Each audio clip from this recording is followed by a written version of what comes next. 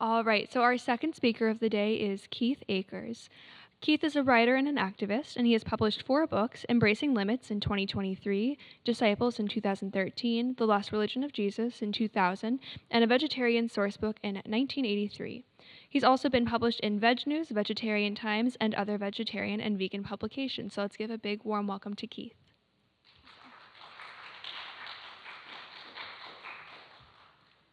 Thanks, Phoenix. And thanks to the Iowa Farm Sanctuary. I think farm sanctuaries are a great thing. And I think the Midwest VegFest is also a very good thing. I'm glad to come here and to support this event in a part of the country that doesn't often see VegFest. It's not San Francisco, but hey, it's pretty cool. So anyway, my topic of my talk is hot enough for you, veganism and climate. Not to mention biodiversity collapse, water, and numerous other problems. And so what this is we're facing not just a climate crisis, we're facing a general environmental crisis. Hot enough for you? Well, in New Delhi right now, just a couple of days ago, it reached 126 degrees Fahrenheit. So that gives you an idea of how hot it can get. And this is probably just the beginning, because, I mean, climate change is just continuing, but there's other problems as well. So my problem is that I have to integrate climate with all these other issues that face our society and our planet.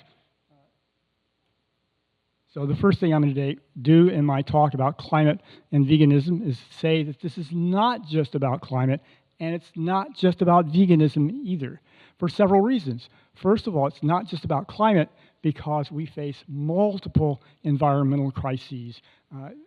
Climate is just the best known crisis, but we also face this soil erosion, groundwater depletion, biodiversity collapse, peak oil, pollution, all kinds of other things that are just as bad, and in some cases, I think in the case of biodiversity collapse, might actually be worse than climate change. It's hard to imagine, but I think that it is possible that this might actually be a more serious issue than climate change.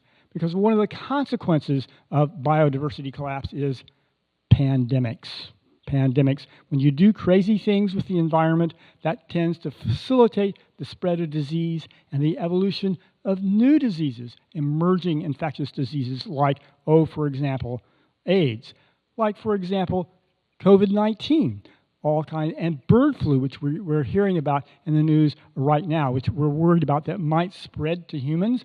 Bird flu is like wiping out huge populations of birds, also known as chickens, but now it's spread to cows, and now it's spread to humans. So far, it hasn't spread too seriously from human to human. So that's sort of a good thing, but still we have all these potential problems in the works. Where is this all leading? So it's not just about climate, it's not just about veganism. This is why I wrote my book, Embracing Limits, which is for sale, will be for sale at the table out in the square and also in the back right now, if you're interested. A radical and necessary approach to the environmental crisis, because we have to face the fact that we have to face all these crises at the same time. It's not just a question of just dealing with fossil fuels or just dealing even with biodiversity collapse or population or soil erosion or any of these other issues. We have to deal with them all at the same time.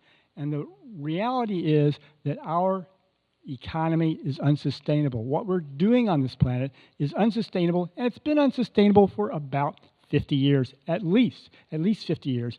But just because something is unsustainable doesn't mean you can't do it anyway. And that's what's been happening for the past 50 years. We've been doing it anyway.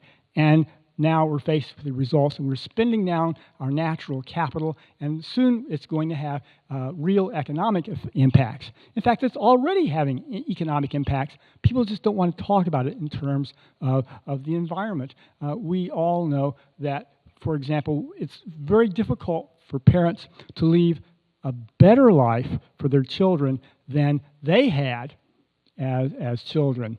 Healthcare costs are going up.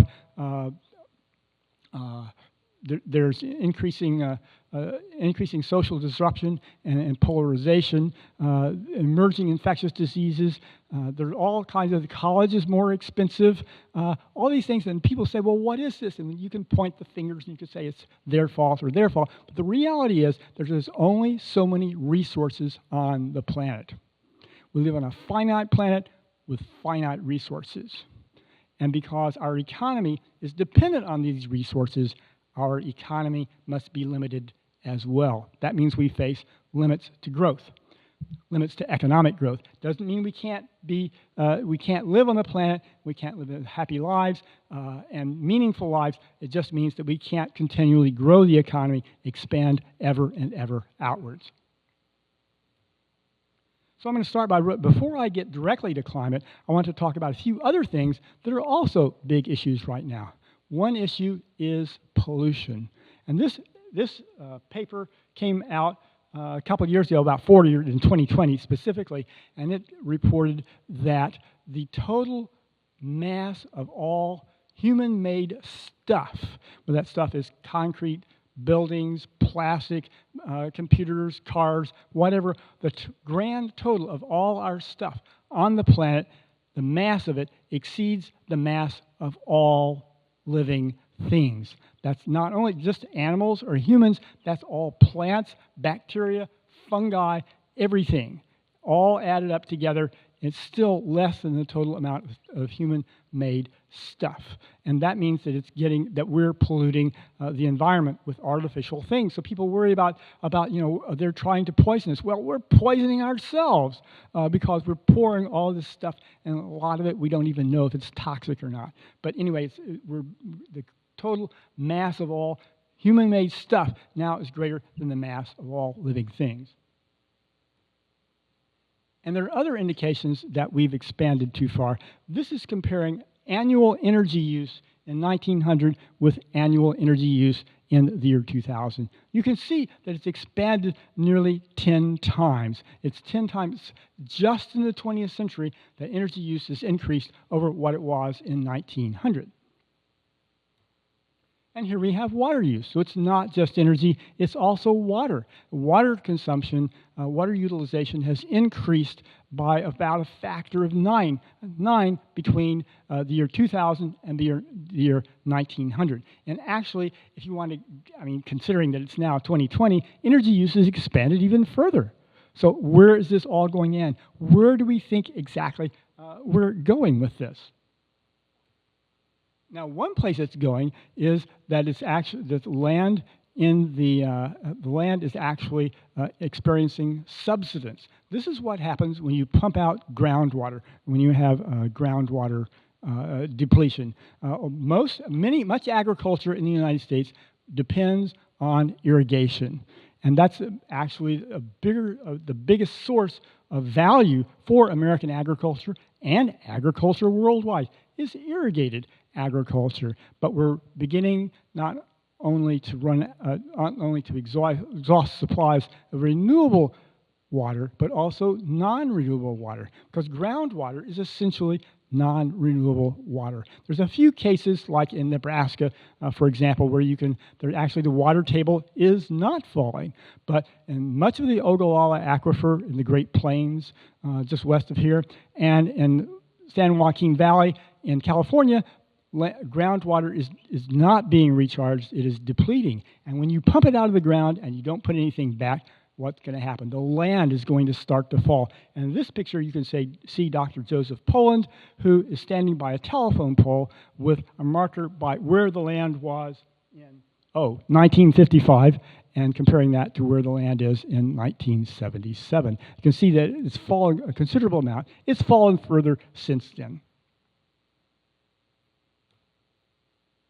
And then there's soil erosion. Soil is potentially, I think, a problem possibly equal to or greater than global warming, because soil is very difficult to replace.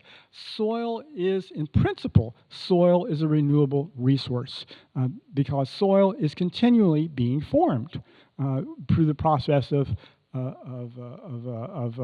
rock weathering and so forth. Soil is being formed, but it's not at the rates that we're really used to thinking about. It's like the order of about 1 inch of topsoil every 500 to 1,000 years. That's kind of the scale that we're talking about in terms of soil erosion. And soil erosion, soil formation, but soil erosion is going 10 to 20 times faster than that at best. So if we're eroding soil faster than it's being formed, that's clearly a problem. It will eventually make agriculture impossible. And we haven't reached the point. It probably won't come for another 50 years or so before we have serious problems with actually running out of soil, because just because something is unsustainable doesn't mean you can't do it anyway, and that's what's happening right now. The soil is eroding faster than it's being formed. And at last, we get to climate change. This is the North Atlantic sea surface temperature anomaly. This shows you where the temperatures were over the past, I think, between 1982 and 2022. Those are all the blue lines at the bottom. And you can see that it gradually increased year after year. But then and the yellow line is 2023. That's what happened in 2023, and you can see that it significantly jumped. It's always increasing. Climate is always changing. It's always increasing. But in 2023, it substantially jumped. And then in 2024, you see the red line. That's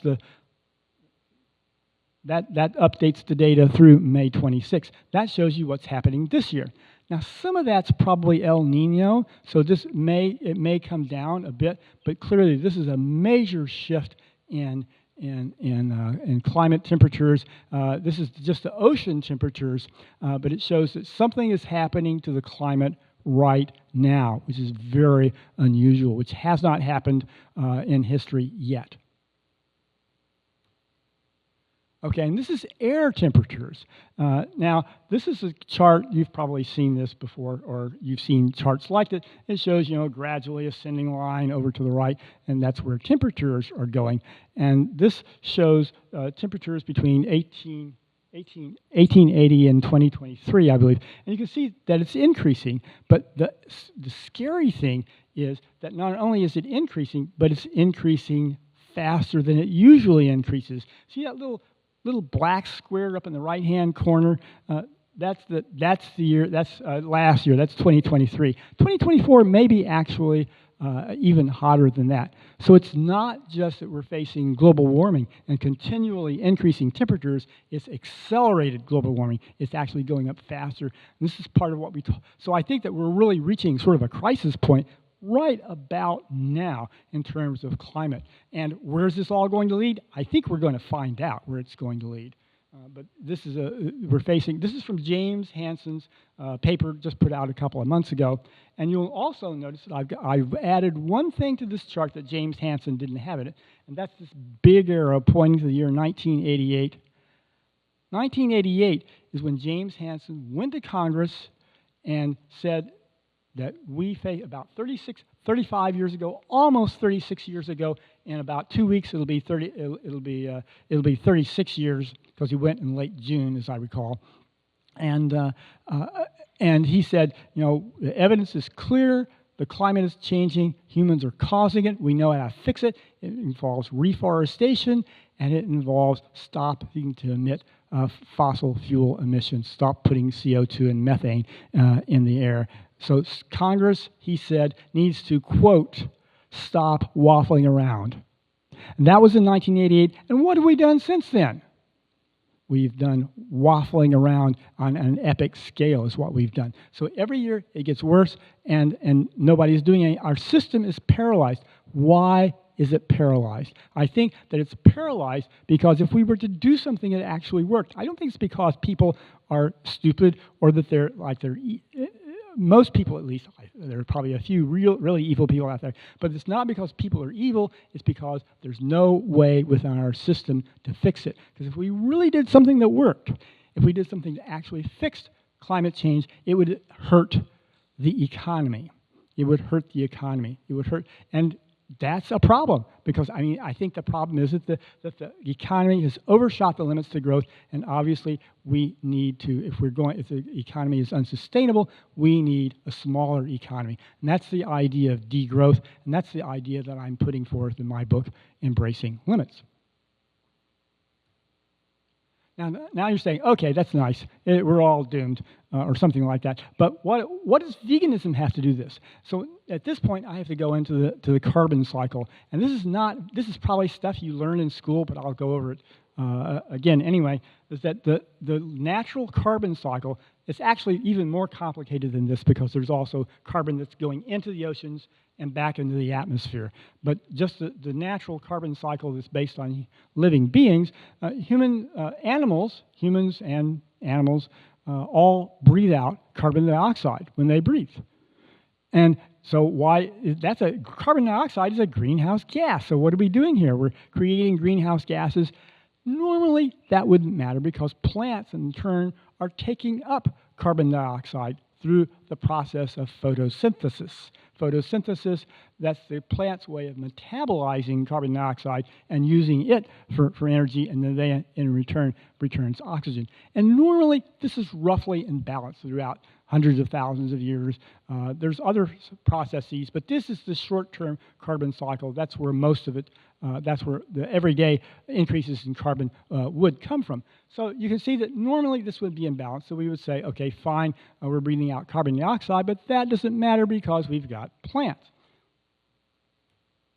Okay, this is what we're doing to the environment. First of all, we're decreasing the total amount of plant matter on the planet through deforestation, overgrazing, things like that. It's mostly livestock agriculture. There's some other things too. There's the timber industry, but 75% of all agricultural land goes for livestock either directly through grazing or indirectly by growing crops for livestock animals. So that's what's happening. We're reducing the amount of plant matter on the planet. And then the other thing is that we're increasing the amount of animals on the planet by increasing the number of cattle, by increasing the number of livestock, and continually. So obviously we're increasing the things that put out carbon dioxide, decreasing the things that take up carbon dioxide. This is a problem, and this is a contribution of livestock agriculture to climate change. Now, there's two ways that this creates carbon dioxide, and the climate scientists mostly get the first way. They mostly get that when you burn, if you burn the forest, you say, okay, I'm going into the Amazon, I'm going to create some more grazing land for cattle. I'm going to burn this forest down and make it go back to grass. And now, when you do that, you directly put CO2 into the atmosphere. But there's also another problem, that is that it decreases the uptake of carbon dioxide. There's not as many plants around to photosynthesize and to take the carbon dioxide out of the atmosphere. You can say, well, how significant is this? Is this just a little blip on the screen, or is this something massive and important? Well, it's massive and important. I thought I'd just get that in right now. And there are a number of scientists who are coming out with papers on just how massive it is. And this is a paper from 2018, I believe, by Baston et al. He estimated that we have the potential to take 200 gigatons of carbon out of the atmosphere, or removing 200 gigatons of carbon by sequestering it naturally. People talk about carbon sequestration in terms of, oh, well, we're going to physically remove the carbon from the atmosphere and inject it into rocks and bury it somewhere or something like that. But this is natural carbon sequestration. It's just the same as any other carbon sequestration, except the carbon that's sequestered takes the form of a tree and the roots of a tree. And he estimated that 200 gigatons could be taken out, removed, and sequestered in this way. Now, not all of it would go be taken from the atmosphere, because you've also got CO2 in the oceans as well. But there'd be a substantial chunk, maybe 100 gigatons of carbon taken out of the atmosphere. Okay. Now, this is the quantities. Now, on the lower bar, that's the natural presence of phytomass without any human intervention. This is what, if we removed humans totally from the planet, this is what the natural amount of plant matter would be. It's 916 gigatons of carbon is this estimate. There's various estimates that have been made, but today we have the burgundy bar just above the middle bar, which shows that what we actually have is 450 gigatons. And how much does this compare with the carbon that's actually in the atmosphere? The carbon that's in the atmosphere is actually the top bar. It's actually less even than that. It's 300 gigatons. So actually, the difference between the natural phytomass and the phytomass after human land use of various forms, that's actually less. Now, the reason that's the case is because a lot of the carbon is actually going into the oceans, and we don't know exactly how much carbon is being absorbed by the oceans. It might be as much as 50% or more. We don't know, but in any event, it's not going to be the whole, not all that 300 gigatons would be if we actually returned all this plant matter to, restored all the plant matter. It wouldn't send us into an ice age. It would probably, what would happen would be the carbon dioxide in the oceans and the atmosphere would rebalance in some way. So, but it would measurably bring down the CO2 in the atmosphere. Might put it back. We're now at like 422 parts per million or something like that of CO2 in the atmosphere. Might bring it back to maybe 370, 380, something like that, or maybe even lower. I don't know. 350 is supposedly the safe level. 280 parts per million, that was the atmospheric concentration of CO2 at the beginning of the industrial age. So that gives you some figures to think about. We could make substantial and dramatic reductions in carbon dioxide in the atmosphere through restoring land matter. Now, there's also a biodiversity impact here, and this is just a chart of showing the biodiversity collapse on the major continents due to, and this is in prehistoric times. It shows that whenever humans entered the continent, then the percentage of megafauna that lived on non-human megafauna that lived on the planet actually decreased. And so you look at North America 100,000 years ago, you had all kinds of megafauna that are gone extinct just in the last 100,000 years, almost certainly because of what we call prehistoric overkill. Human hunters.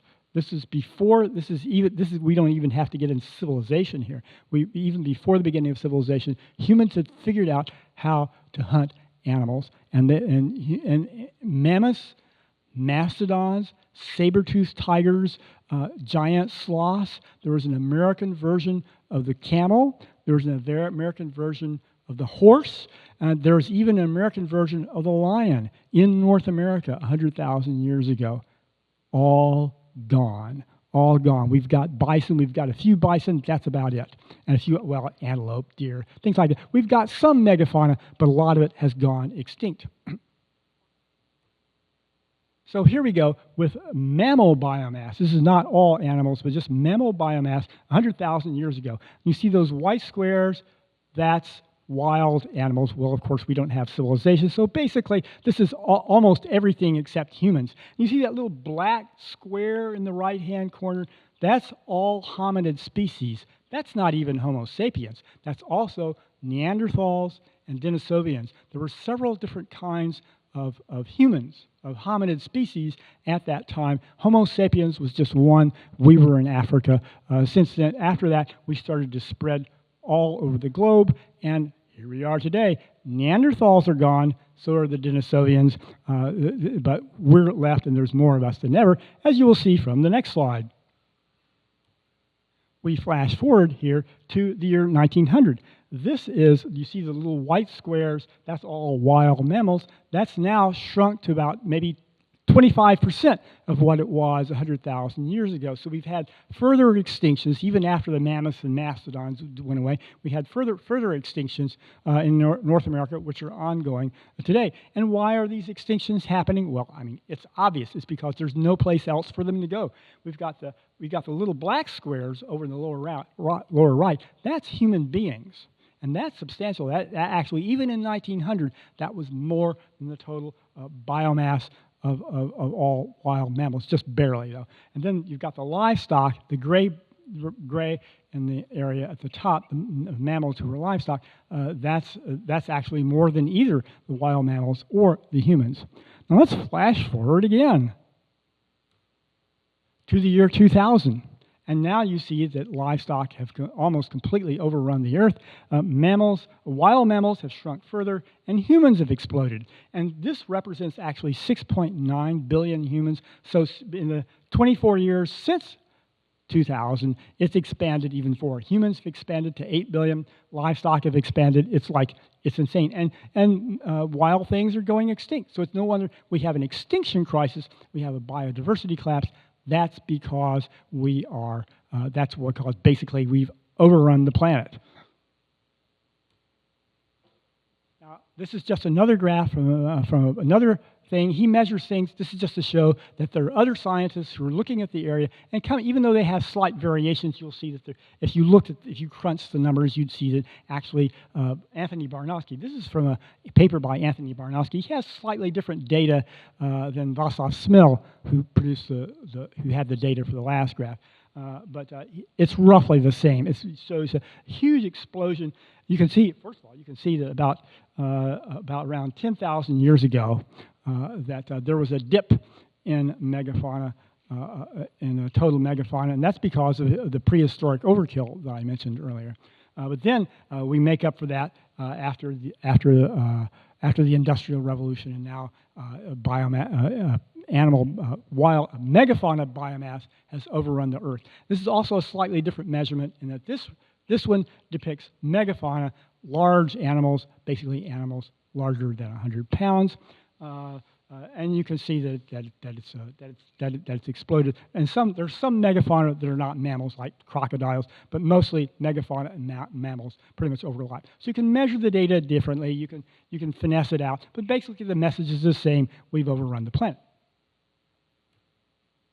Okay, now here's the next thing. This has intense implications for us. You can say, well, okay, it's sad that the elephants are going extinct, but if every last elephant went extinct, would that affect us? I think that Biosphere 2 experiment shows that we do have reason to be worried. In Biosphere 2, they had several acres of land which were in a sealed-off environment, totally sealed out from the atmosphere, from the rest of the atmosphere, the rest of the biosphere. So our biosphere, Biosphere 1, presumably. So they created Biosphere 2, and they put in some animals, they put in some insects, put some plants, had a savanna, had a forest, had some agricultural land, and it was successful in one sense, and that is the humans survived. They were able to feed themselves, but they were sort of always hungry. All the pollinators went extinct. All of the mammals went extinct, except for the humans, luckily. So it was an unsettling result. And this is the kind of thing that's happening in our biosphere right now.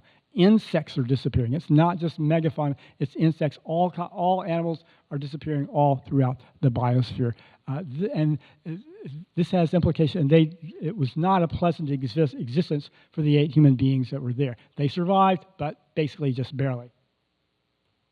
That would also mention that this is what we're trying to do. That if we ever went to Mars, I don't know if we'll ever get to Mars, but if we did go to Mars, this is the kind of environment we'd want to create. We might want to devote some thought to exactly what we're going to do on Mars after we get there. Now, this may seem like, oh gosh, we're doomed. We're not doomed. These problems are difficult, but they are solvable. And the first thing I would say is that people worry about population and consumption. It says, how can we tell people to consume less? And how can we tell them to stop reproducing? How can we deal with population pressure and consumption pressure at the same time? These are insolvable. We're doomed. No, we're not doomed.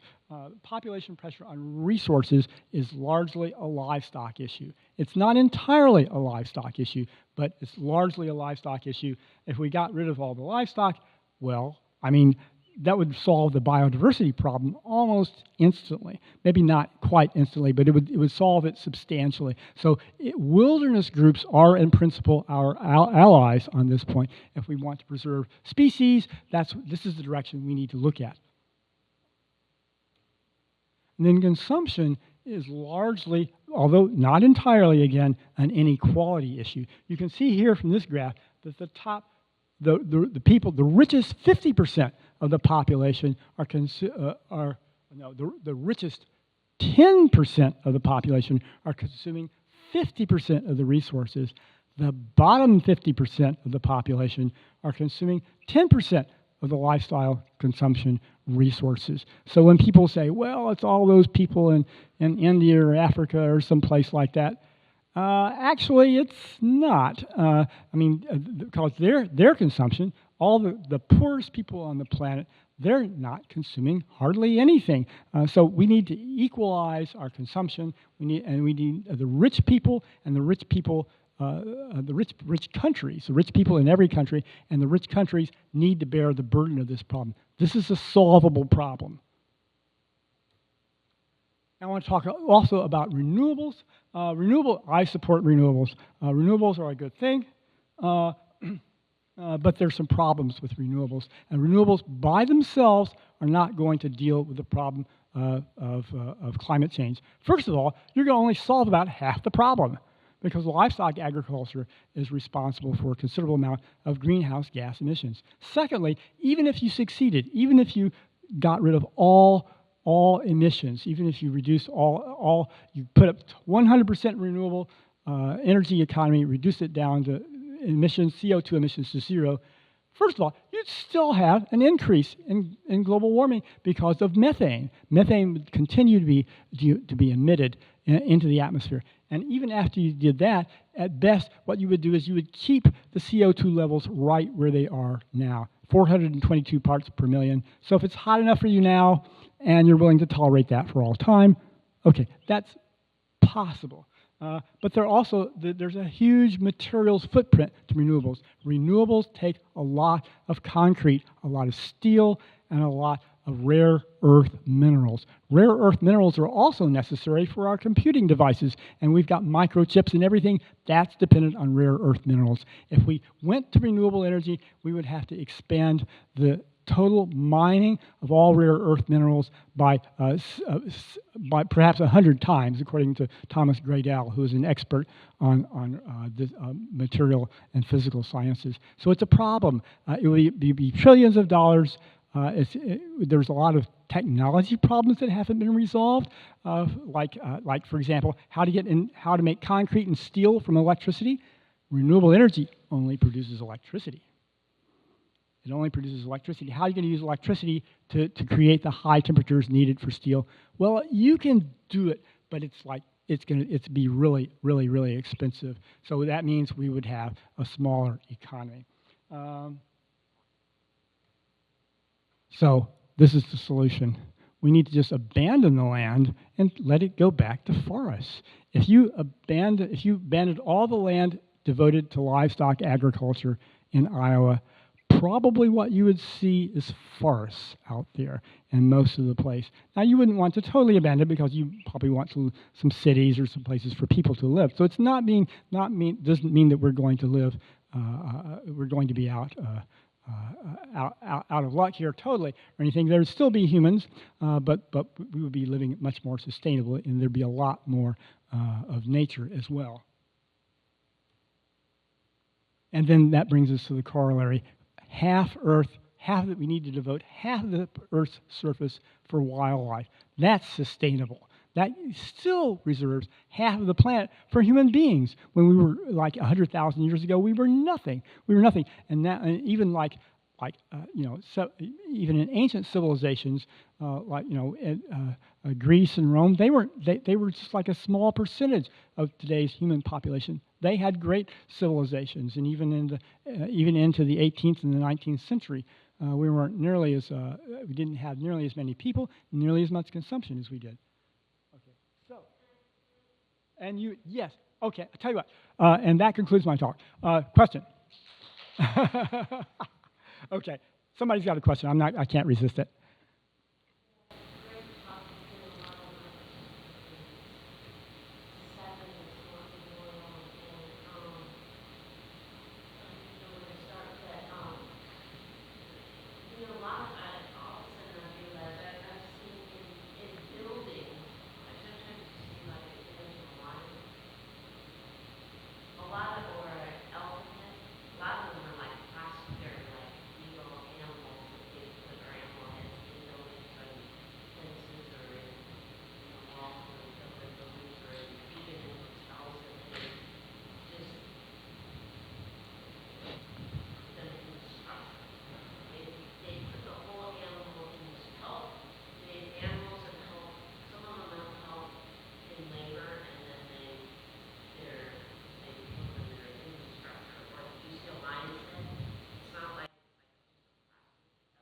Okay, so you're talking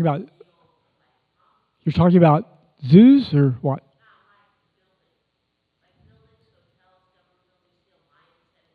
Oh yeah. How ironic is that?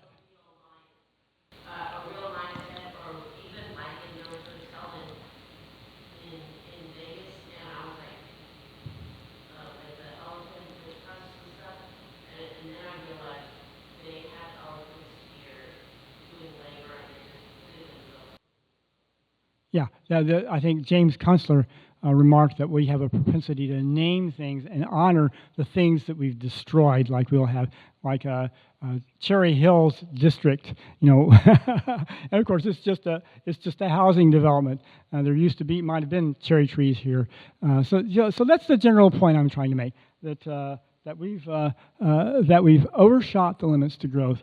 We need to have a more sustainable economy, and this has several implications. It's not just climate, and it's not just veganism, but a whole huge segment of it is about plant-based diets. And if we're going to get anywhere in dealing with climate change, there's no way we're going to be able to deal with climate change without making substantial reductions to livestock agriculture, because the only meaningful way to reduce CO2, to actually draw CO2 out of the atmosphere, is by returning all the plant matter, to reforesting the planet.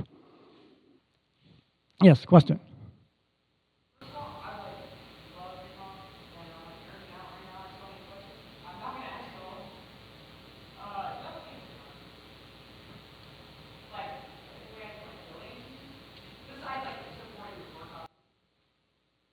Okay, I can't hear. Maybe you could come a little closer. No, yeah, buy my book. That's the easy way. Or you can send me. But I don't have a Patreon account or anything like that. I'm just going around talking, trying to get people interested. But my book is for sale in the back, $25. So.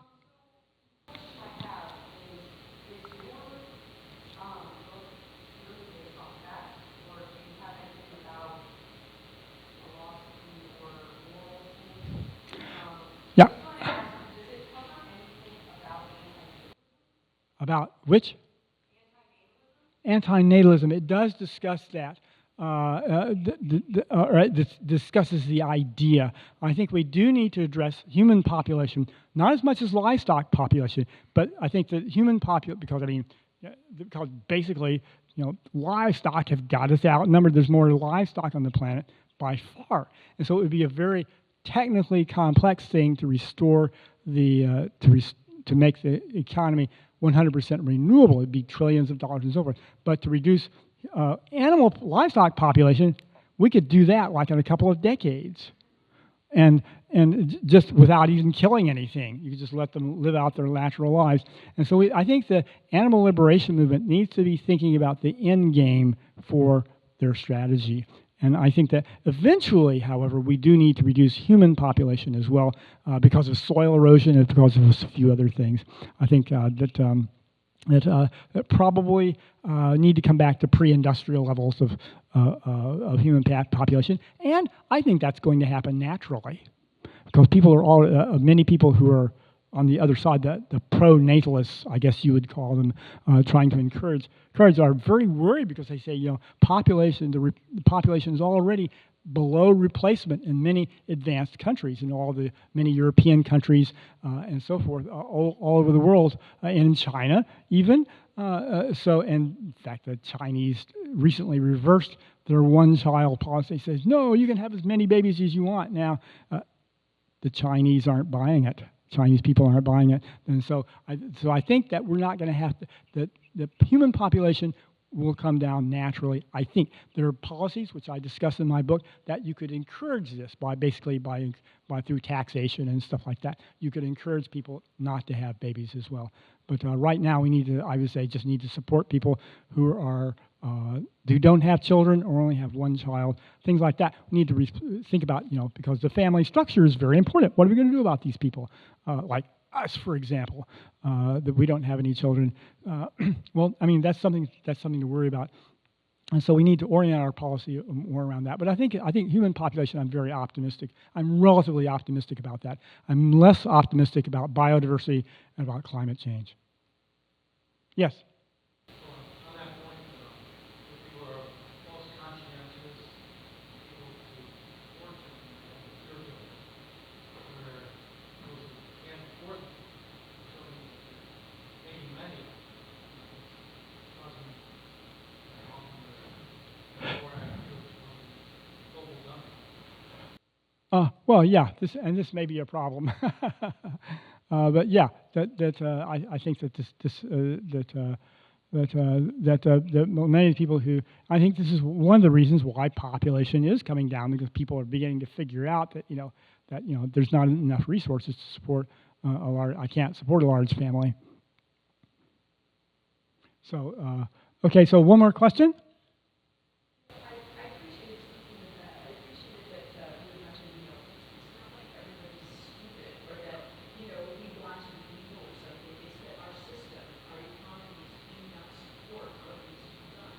Yes.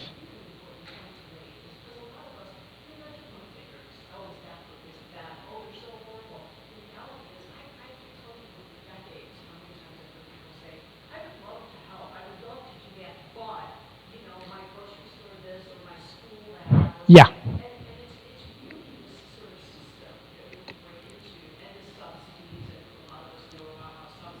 Yes.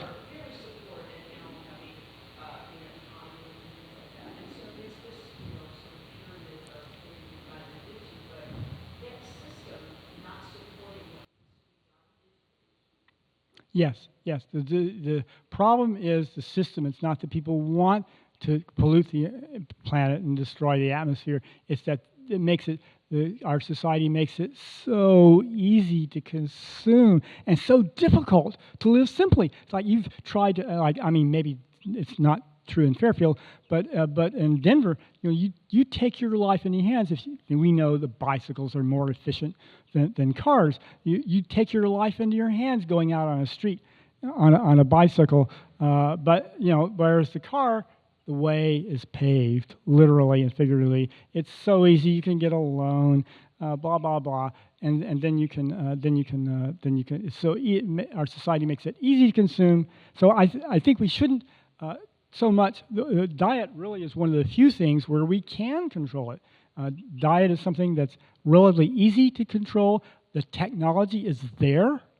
We've been doing it for thousands of years, growing plants. This is a known technology. We've got it pretty much down. That's what we need to concentrate, is things we know how to do, and then change our economy so that it's easier to live a simple living. And there's a cultural aspect to it. Now, I hope that everybody gets to see Christspiracy, because Christspiracy relates more to the cultural and religious and ethical aspect. And this, I think, may have the vegan revolution, or whatever it is, whatever the simple living revolution, or whatever we're going to call it, has a strong ethical and cultural aspect. It's about changing our society and the values around us. Okay, and I will be around. I'll tell you what, I will be around afterwards. We'll be selling my book in the back. Is that correct? Okay, so my book's for sale, and I'll be there. And I also have a literature table out in the square. Track me down and ask me your questions, and let's talk about this. Okay, so.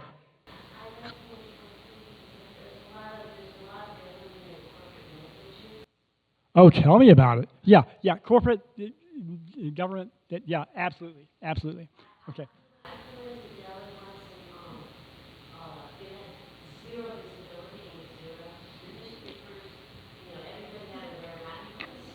Yeah. Yeah. Yeah. Yeah. Right. Okay. Okay. So yeah, talk to me afterwards. Your name is Leslie. Okay. Yeah. Talk to me afterwards. Okay. And and you talk to me afterwards also. Okay. So, but let's make room for our next speaker. Thanks to the Midwest VegFest for having me, and I think that Phoenix is there, ready to introduce the next speaker. So thank you very much, everybody.